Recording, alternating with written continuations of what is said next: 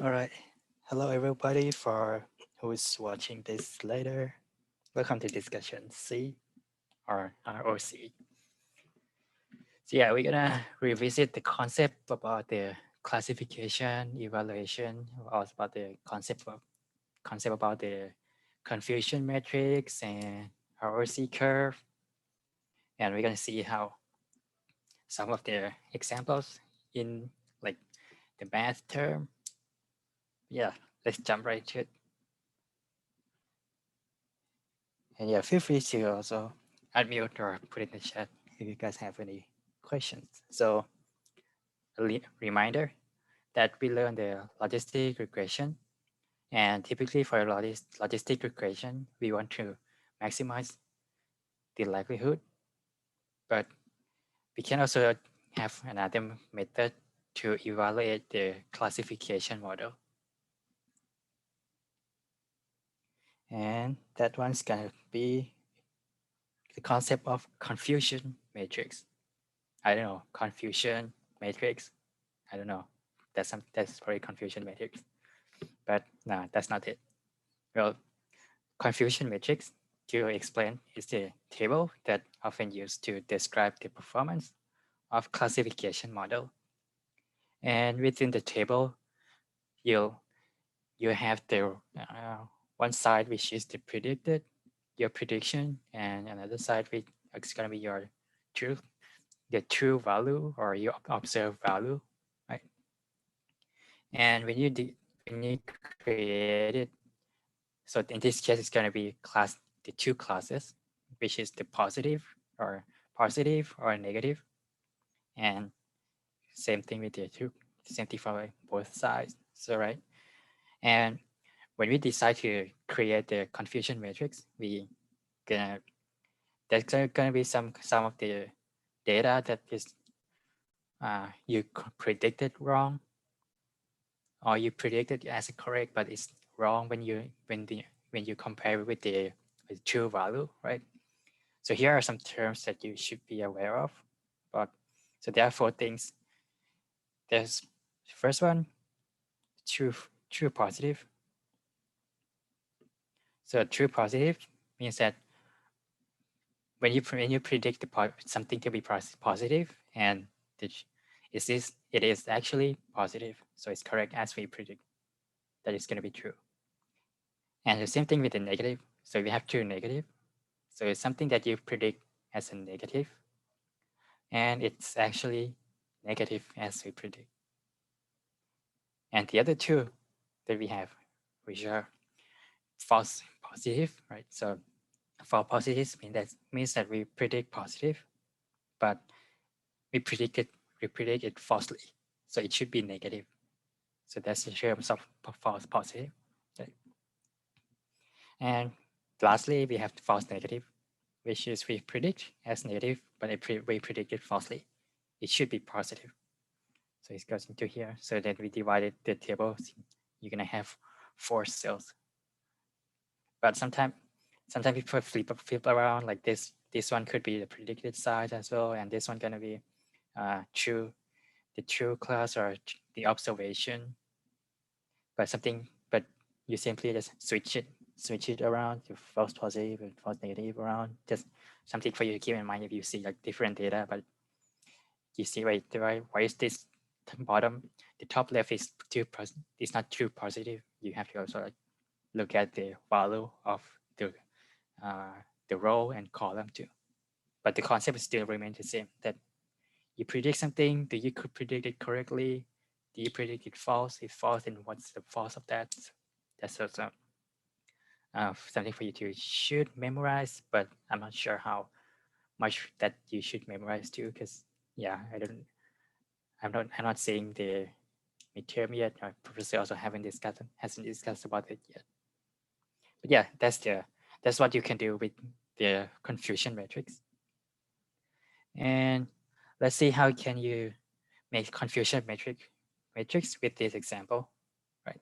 So so suppose this is our example, right? So remember our logistic regression that you have the line of data that lies on this, right? And then each data will have its own class. This one is red and blue. And then you try to project the data onto the logistic function. And once you project on the logistic function, you want to classify whether that one is in the class 0 or class 1. Or it could be positive, negative as well, but we're going to go with the 0 and 1 for the sake of simplicity. So, and here's an example. Our goal is to predict the probability of being a Twitch partner. And we are given with the number of followers, right? So you would kind of see like if you have lots of followers, then you tend to be a Twitch partner. Otherwise, then you're not Twitch partner because you have low followers, right? And then the red one basically tells you that the actual class of that is you are not partner, but the blue is the class that says you're going to be a Twitch partner. And if you look into the probability, so like the one means that yes, you are highly going to be Twitch partner. And if you roll back into our example from last time, or like the concept of logistic regression in general, you typically set a threshold, right? And if the projected value or projected probability is below the threshold, then that's going to be class 0. Otherwise, if you project it and the probability is beyond the threshold, which is this case is 0.5, right? You're going to classify it as a class 1, which is, so in this case, your Twitch partner, right? And in this example, let's set the threshold to 0.5, right? So then you draw a line here, and then for each data, you simply project it onto the logistic regression line.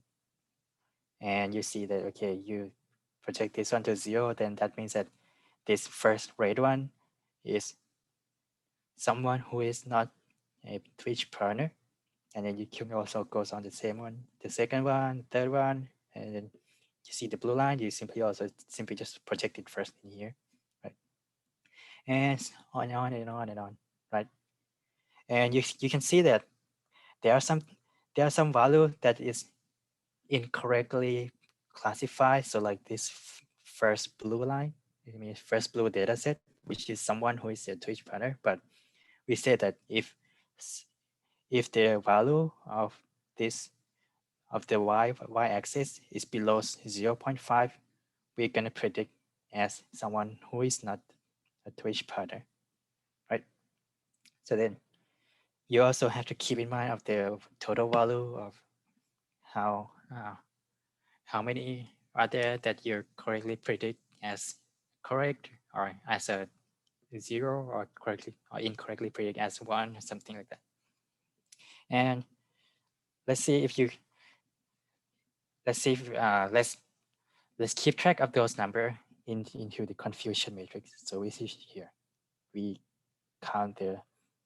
gonna count what are the prediction and what's the actual value, right? So say you look into the below the bottom half first.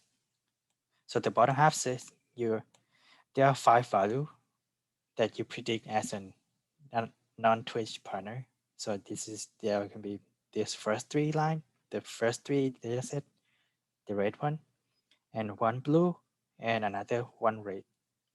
So now there are going to be 4 data set that you correctly predict as no, it should be this one. So you're going to predict that someone who is not partner, which is let me also draw up. Let me pick a color. Let's go with this green. Right. So which is the bottom row here. It's not partner. So you predict that someone is not partner. There are four reds. That's going to be your actual prediction. But there's one that say you're actually, someone is actually a partner, but then you classify them as a non-partner. So you say that, okay, you predict as none, but they are actually a partner. So you just put in the value of that inside of here. So I can also add in another color to make it more clear. And what color should I go? Blue, I guess. Yeah. So this is gonna be your one, right?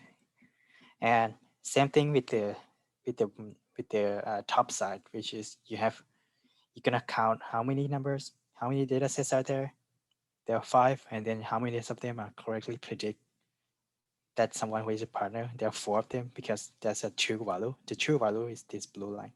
So you have 1, 2, 3, 4, right? So then you just input that into the confusion matrix that you predict as someone as partner to each partner, but then it's actually correct.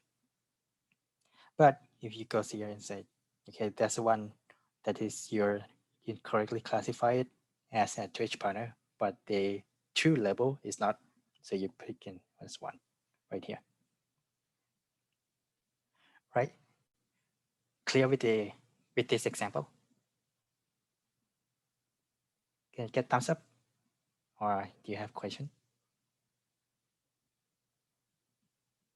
All right, 1, 2, 3. Cool. Yeah, feel free to stop me if you're lost in the middle of the discussion. Yeah. And now the question is that, what if we change the threshold? Let's see about that.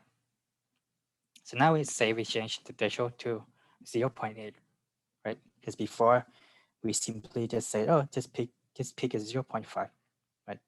But now let's pick, instead of 0.5, which is at the halfway, now we change it to 0.8. And now you start to see like this bottom half, which you predict as someone who is not a Twitch partner. Now there are 6 data inside of here, right? You have 3 of them here, and then another 3 of them here. So you have 6 of them. And now you're, same thing, you create a confusion matrix, and then you put in number. So here, say, let's look at the value. So there are 6 of them that you predict as a non-Twitch partner, but 4 of them you correctly predict that they are not a Twitch partner. But there are 2 of them that says that are basically a false negative in this case, or you incorrectly predict them as a no, right? So I can also draw some line in here. So like these 3, no, these 4 says you predict as a non-partner, and they are actually not a partner. So these are the 4 data. And you also have these, let me see, let's go with this. You also have these 2 right here. Then you classify them as a non-partner, but the actual prediction of them says that they are partner, right? So you just simply put that inside the confusion matrix. And then same thing with the other 4. So you goes here, and then it goes here, and then you put that into confusion matrix, etc. So on until you get the full data, right? And then you keep repeating by changing the threshold. So this one also another example. If you change the threshold to 0.1, right? You classify that, okay, there are 4 data that say that someone is not Twitch partner because it's below the threshold, which is 0.1. But 3 of them correctly classified. So you're gonna put in 3 inside of here because you predict as a non-partner 3 in here. But there's 1 that you incorrectly predicted. So you put here as 1. And then same thing with the top here, top part of here. And you input the number, right? And once you've done that, you're gonna have tons of table. But this one I just pick in 3 for this for the sake of space, right? And you have different. You're gonna see that each threshold there's a different number in each one. In each true positive, there's gonna be different. You're gonna have the different false negative, etc., and so on, so on. So you can see that there are lots of variation when you change the threshold. And from these tables, is there anything that we can infer? Right. So there's all kinds of metrics that you can use. I don't want to go into like all full text of here, but these are like something for you to be aware of. On like when people say about like, oh, if you use metrics, do you simply say like, oh, you go for accuracy? Is it precision? Is it recall? But yeah, if someone says that, typically I don't really memorize it. I just like look it up if what they really mean. I just put it in here so that you kind of familiarize with their terminology. That's something that people also use to describe. So a quick overview is that you have accuracy, which tells how often the classifier is correct. And let me see, purple, green. I don't like that color. Blue, I guess. Sure. You have accuracy. You have precision. So basically, it tells us how much you should trust the model when it says found something. That's one way. There's an English way to look at the precision. You have F scores. F score is also it's another type when you do all kind of calculation with the average true positive, but you don't have to memorize about it. It's okay, don't worry about it. And recall, there's another term which is sensitivity. So basically tells us how much the model can find the thing that you are looking for. And yeah, there's some of metrics that you can be aware of, but don't necessarily to memorize it. So now let's go back to the metrics, right? So after you get all the confusion metrics. Oh wait, yeah, can you go back to the last slide real quick, just so I can copy down some last parts? Thank you. Is this? All right. Okay. Yep. All right. So for this, let's come back to the metrics that we calculated, right? So there, remember we have all tons of metrics, like 3 of them in this example. So I just pick in the threshold that when we set the threshold at 0.8, right, it's gonna be basically this one, 3, 1, and 2, 4, right? And let me also label the axis too, because I think I forgot to put that down. So this one is predicted. And this one actual, right? So yeah, we have, remember that we from the matrix, we can get the true positive, you can get the true negative, false positive, false negative, right? So we're gonna do some calculation and we're gonna plot it into the graph. So what are the calculations that we're gonna do? We're gonna calculate the true positive rate and false positive rate. Why 2 of them?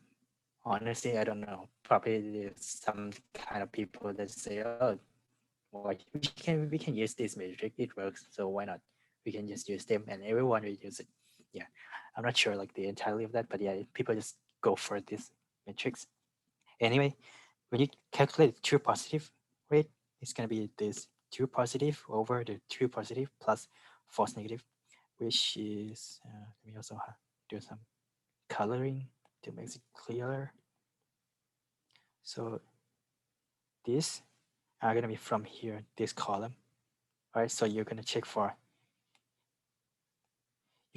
a true positive. True positive means that you predict something as positive and you're correctly predicting it. So you're correctly predicting as a positive, which in this one is a to each partner.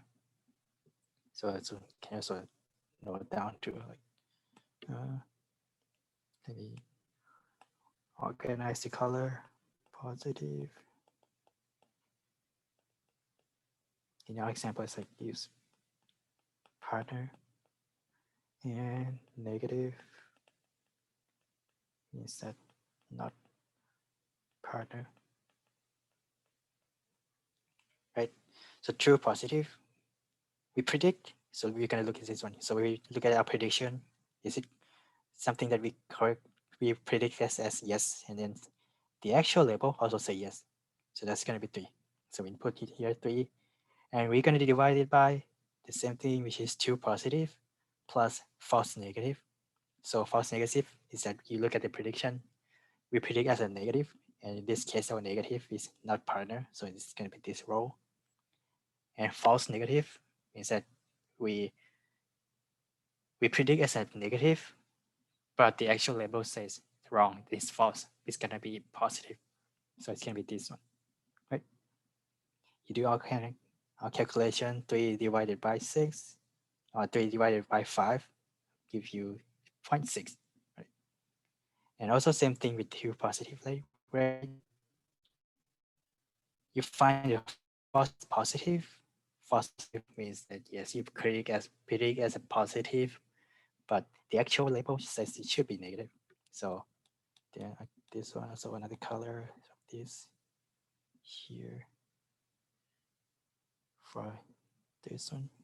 Oops. Right here. And this one is false positive, so here. So just go with the 1 and then divide it by the false positive plus true negative, right? And then you get 1 over 5, which is which is 0.2. I don't think you need to memorize it, but I just showed the examples to see how it works in action, right? So now you get the number of true positive rate and false positive rate. And now you plot the graph, and the graph is going to be y-axis is going to be true positive rate, and x-axis is going to be false positive rate. And simply plot them. You simply plot them on here. So this one you're going to have this one is 0.2, this one is like 0.6, right? And you simply put the value of them up here, and it's gonna be this one for threshold equal to 0.8, because that's the whole thing that we do for this threshold at 0.8, right? So now you get one plot, and you're gonna keep repeating again and again with different threshold. So each threshold is gonna give you a different confusion matrix, and you're gonna keep finding the true positive rate for each matrix. And the same thing goes with the false positive rate. And then you're gonna plot it on the same graph. And the final product will look something like this when you keep plotting with the different threshold. And we're gonna call it ROC curve, which is it's like acronym for radio something. I don't remember exactly. Yeah, basically it's like this is gonna be our ROC curve. You can try to connect it. It's gonna look something like this, maybe. Yeah. And we can observe 2 things from the ROC curve. So the first one, when you look at it, you're gonna see that so the first one, you can choose which threshold is good for your model and your objective. For example, you want something that has the least positive rate. So you're gonna go with the left one. So can also write down in here as a side note. Let me also do this. So say if you look into the axis, right, you see that, okay, false positive rate means that if you go to the left side, then there's going to be a low number of false positive. And what does false positive mean in like some example? So like say if you try to detect cancer or COVID, right? Do you want to detect,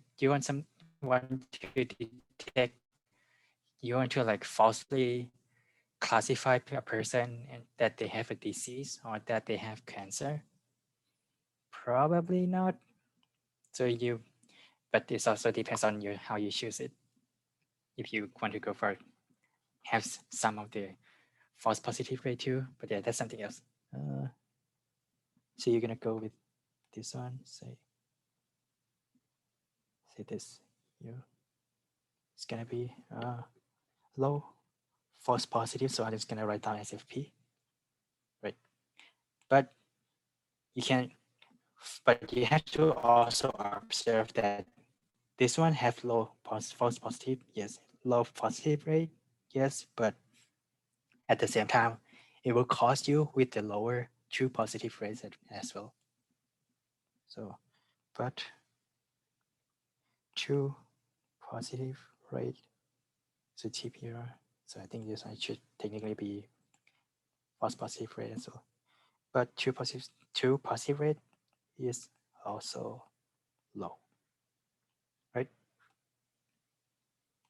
But this one for like a specific threshold. So let's look at other threshold too. So like say you pick this one. Let me change that. So this one, you can see that, yeah, the true positive is almost 1, or it's at 1, right? So you can kind of observe it that has high true positive rate, so TPR, which means that you can discover that someone has a disease in a more accurate way, right? So it has high true positive rate, but you can also see that the false positive rate is kind of like 0.5 or 0.62. So 0.6. So you're gonna go with, but false positive rate is also high. So you probably incorrectly classify someone that someone has a disease or someone has cancer. So you can see that, yeah, there's no ideal solution for this. You probably pick for the correctly balanced one, which is maybe this one that it has like 0.8 true positive rate, and this one like 0.2 or 0.3 something. That could be an ideal threshold for you. And once you get the threshold, you basically, yeah, which is a reminder that this is what we do for a threshold. We simply pick a threshold. So say that one is like 0.3, you can go here and like, you basically use that as our threshold to classify the data. So that's gonna be the whole big picture of how you classify data and pick the right threshold to categorize the data, right? So basically look for the graphic looks something like this, right? Look for the elbow or look for the sharp turning point. That's gonna be your probably the good choice for your threshold. But at the same time, you also have to consider if do you also go for true positive rate? You're gonna go with high true positive rate, but what about the false positive rate? Will that give you too much? Something along that line too, which is gonna be part of your analysis skill. So give it some note. You can write down some note too, like note. Always consider true positive and false positive. For example,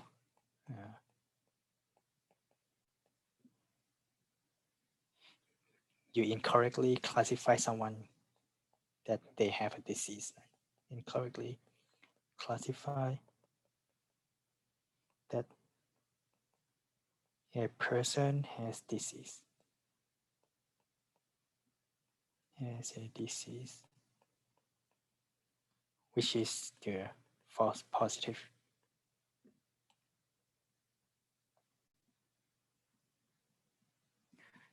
So far so good with how what we can do with the ROC curve. Thumbs up, thumbs down, not quite clear, or maybe a little bit more explanation. I got a couple of them. Yeah, if you're shy, okay, I'm also okay to discuss for the later class too, later in the class. But we can move on for now. And yes, as I said, we have two things that you can consider from the ROC curve. Pick a threshold, and once you build all of the ROC curve for your model, that's the thing. When you build a model, you have your own ROC curve. And if you build another model, you also have another model for your ROC curve. So this one, you can see like the purple is a ROC curve from the one that we just did right here, right? But if you build a totally different model, it could have some kind of ROC curve like this. So the green one. And in general, the best performance model has higher area under the curve. So when you look at an area under the curve, you can kind of see that which model performs better. And the one that has higher area will be the one that performs better. So you generally pick for that one instead. Because if you see like, if you see like for the previous one, say that we're gonna pick this threshold, right? And for this green one, the best threshold is probably maybe this one, the elbow part of the ROC. But you can see that the true positive rate for this one is higher because you look at the y-axis. This one is higher than this one, right? And x-axis is just false positive rate. You want that also to be lower, and that one is also lower from this one, something like that. So you can see that yes, area under curve is also part of the different model. How do you evaluate different model, and how do you pick which classified model should you pick, right? So so like say for example, the pink one, that's not it. I just go with here, pink. Say the pink one is logistic regression. That, but the green one supposedly, like green one is something called random forest, but we're not gonna learn it. We'll go with decision tree. Yeah, decision tree, which we'll learn tomorrow. So you can see like these are two different models, and you're gonna pick the pink one. See, and the green one you say like, it doesn't perform really well, as well as this the pink one, which is the logistic regression. Yep, and that's what we can do with the logistic regression. And no, not logistic regression, and it's not logistic regression. Take it back. This is what we can observe from the ROC curve. You can pick the threshold, the best threshold, and you can pick the best performance model based on area under the curve. And that's pretty much for like the discussion materials. Yeah. Let me recap. So we built for classification, you build a confusion matrix to get the true positive, false positive, true negative, and false negative. And we can evaluate our model's performance from the confusion matrix. And you evaluate by creating the ROC graph you get that, and then you pick the elbow part of the ROC curve. So you're gonna pick the angle, the elbow part, and then you use that. Or you can also evaluate different models once you plot out the ROC curve. And another thing, when you pick up the model or threshold, you have to also decide whether to include some of the false positive or false negative in your model too, but at the cost of accuracy. And that's something for the class, today's discussion materials, and also some note that I did not include into the slide, but maybe also helpful in your homework, is that yes, what we are working on so far is only two classes, right?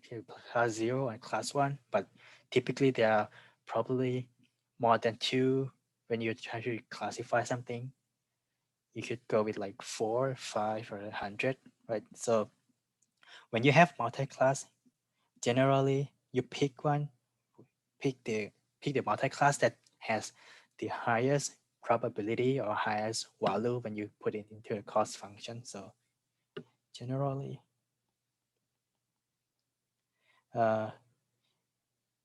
the data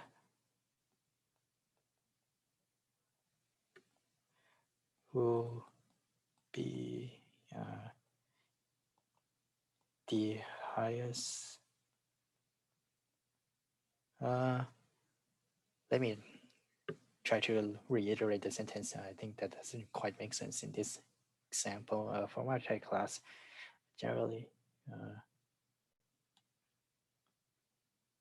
let's say this. Classify as class n. So n is just a number. It's like 0, 4, 20 or something like that.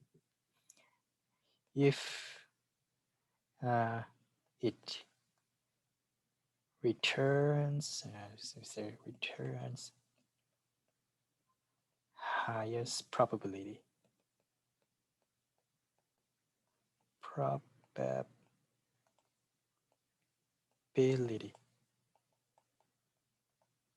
So that's what you do when you have multi-classes, right? So like, for example, and you can also see in the homework part 2, right? You have class 1, you have like a 0.2, class 2, it's gonna be like 0.6, class 3, it's like 0.1, and also class 4, it's gonna be 0.1. So when you input the data inside the model, and it will spit out something like this. So you're gonna pick the highest one, the highest probability, which is this class 2. I don't like this one. Go with here. All right, and that's about it for this discussion. And we'll go over some of the homework part. Yeah, after this too, and maybe break it.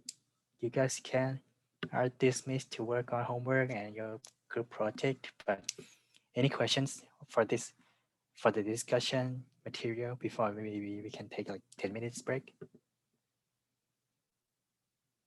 Or we can take a 10 minutes break. And meanwhile, if you have questions, I'm happy to answer. Let's come back at 2:05 then. Oh, Nathan, I think our group found a better data set that we wanted to work on. So Okay. So I'll send it in the chat. Yeah, sure. 1 second. For that.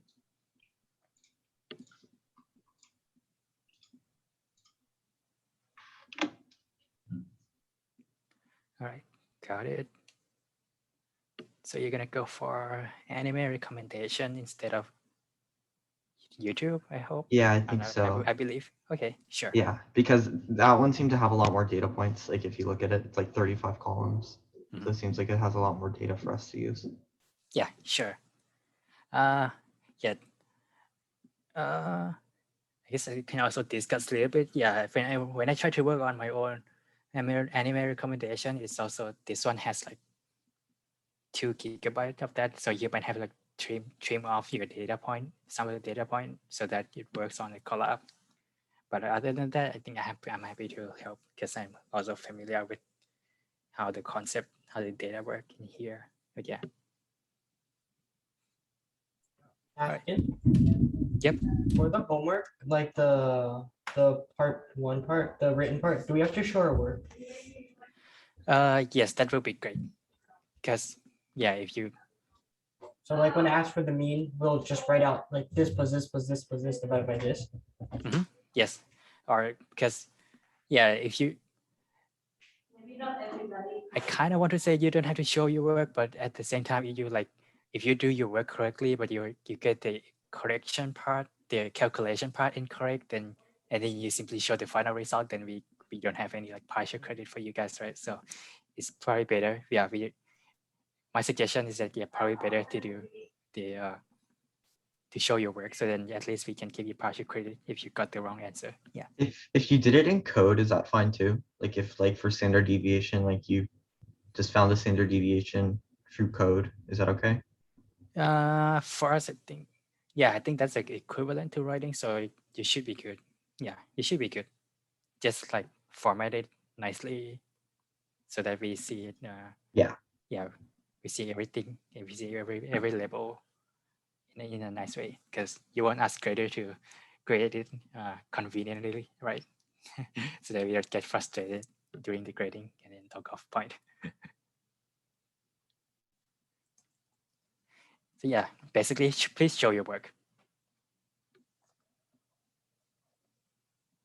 Wait, how do we show our work if we're doing it on online doc, by the way?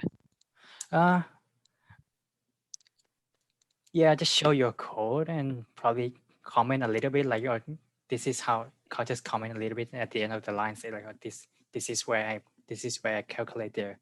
I don't know, wait, I didn't do it on code though. I just, I ended up just putting the answers on putting it onto my calculator, and then after just finding the answer and just putting the answer on Google Doc.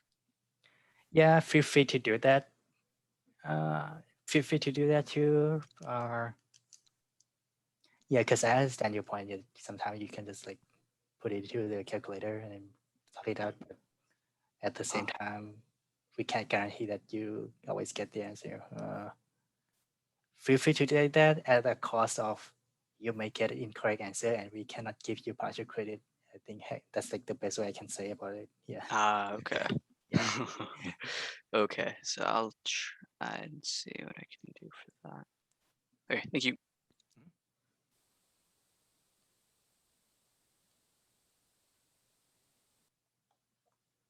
Yeah, if you feel like you always get the correct answer anyway, so you can go for it. But that's not the ideal situation for us graders. Yeah. That yeah, that's true.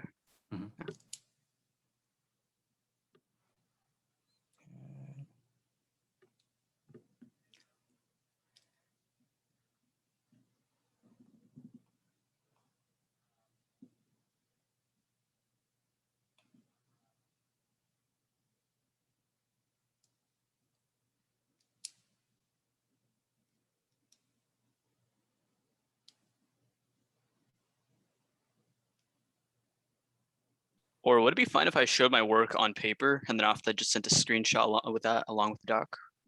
Yeah, that works too. Yeah, okay. I accept that. Yeah. Okay, perfect. Thank you.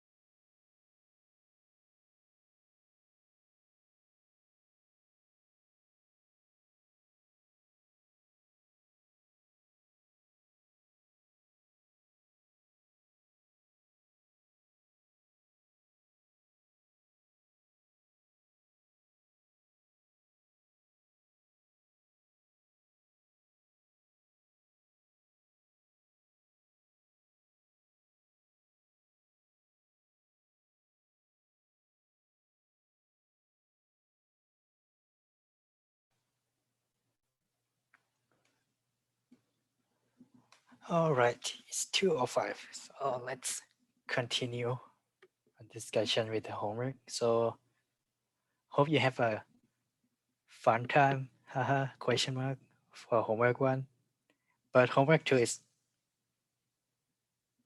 probably like 10% of the work that you probably have to put on for the homework one. But yeah, but for homework one, it's generally for you to like be familiar with the Python and how you process the data. And let's see how for homework two. Let's take a look at homework two. So homework two due, I believe, tomorrow night. Yeah. And for homework two, if you can't find it, it's under the site info section. So it's not under like a normal weekday. I don't know what professor put that on the site info. So in case that you guys can't find it on the right side, you can find it on under the site info. So you have homework two in here, and still Thursday. Yes, it's still Thursday night, and it has two parts. First part, you do all the calculation inside this PDF, the bottom PDF, and the second part is basically simply you get the Jupyter notebook, these two Jupyter notebook, and you simply run it and print it out and then submit it. But we hope that you can understand the code inside each one, like what does it do and how does it help with our goal to classify the data, etc., etc. So those are two main parts. And when you look at the assignment part one, and yes, there are all kind of text, but try to read it line by line to understand how can you calculate each part. Like this one, you calculate for the mean, variance, etc. Right, and we can work into that. Let me grab my notebook and you have that. Yeah. So I think first I want you guys to be familiar with all the notation and calculating stuff, calculating all the models that we have done so far. So yeah, there's some notation that you should be aware of. Summation, which is just the number, and then you add them up together. And you have the product, which is the number, and then you multiply them all together. Right. And yes, you gotta find mean for the first part, mean. You find a variance, you find standard deviation, and honestly, if you ask me, it's pretty straightforward. Yes, you do all one-hot encoding, but for the table, be aware of this table. So table point 2.1, yeah. So I think we have to correct this table a little bit. It shouldn't be price, it should be area, right? Because the price, the actual price is technically, let me also grab that from above here. Nathakin, where Yeah. did you post your slides? Because they're not on CCLE. Only day one slides are. What do you mean by discussion slide, right? Or Yeah, because when I click on discussion C, I only see discussion C slide day one. yeah, because but for other days, I just put them out of the folder discussion C. So it's just let me do that. Yeah, for other day, like day 7, 14th, which is, I don't remember the date. Let me look up. Wednesday, last Wednesday, I just put them under the discussion, like here. Discussion C slide, day 3 in class notation, which is the one that I do all kinds of annotation in class in here, blah, blah. Yeah. Okay. All right, great. Thank you. So it's under, yeah, it's under there. The left tab is gonna be for each day, and then in that each day, I post them under that. Yeah. All right, I got it. Thank you. Yep, no problem. All right, let's come back to homework. So we have, so yeah, just be aware of the table 2.1.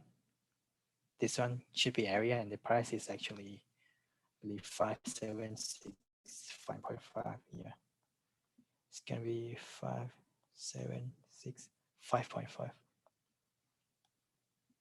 And this one, yeah, you basically create a line equation and then you plug that in.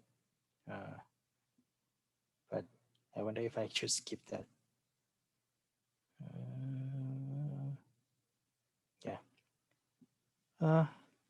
We can go back and start from one by one. So I skip it from the standard deviation here. Normalization, so calculate each data. So like this one is like each data point. So when you normalize area, you're gonna have, I believe, 4 normalized data point. So that's gonna be the result of that, this part, the normalization. One hot encoding, yes, just like bunch of 0, and then you would turn in 1 if they are in that category for one hot encoding. If you like lost with the concept of one hot encoding, I can also help you later too. Yeah, when I turn this into office hours. And this one just analyze it. So we find the relationship between two variables, and then they ask, are they correlated? You just analyze it and then explain your reason. So just write that down on your answer. As your answer. And linear regression, yes, this one is going to be your given equation, so keep that in mind. Like the variable of that, like beta 0, beta 1 times area, then gonna give you price, right? So as a reminder, this is same thing as like line equation, so y is equal to ax plus b, something like that. And yeah, now and then the question 2.1.2, it will give you beta 1 and beta 0, beta 1, just plug them in this equation, right? And then you also plug in the area. So it's going to be beta 1 plus beta 0 plus beta 1 times area, right? So then you simply substitute them inside the area, and then you're gonna get the price, and you plug in the price into each column, each row, and then calculate everything here.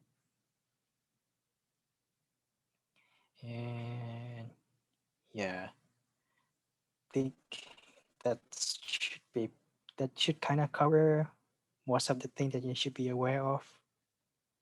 So now you have model evaluation, you have this one's find mean square error, and yeah, I think that's pretty much it.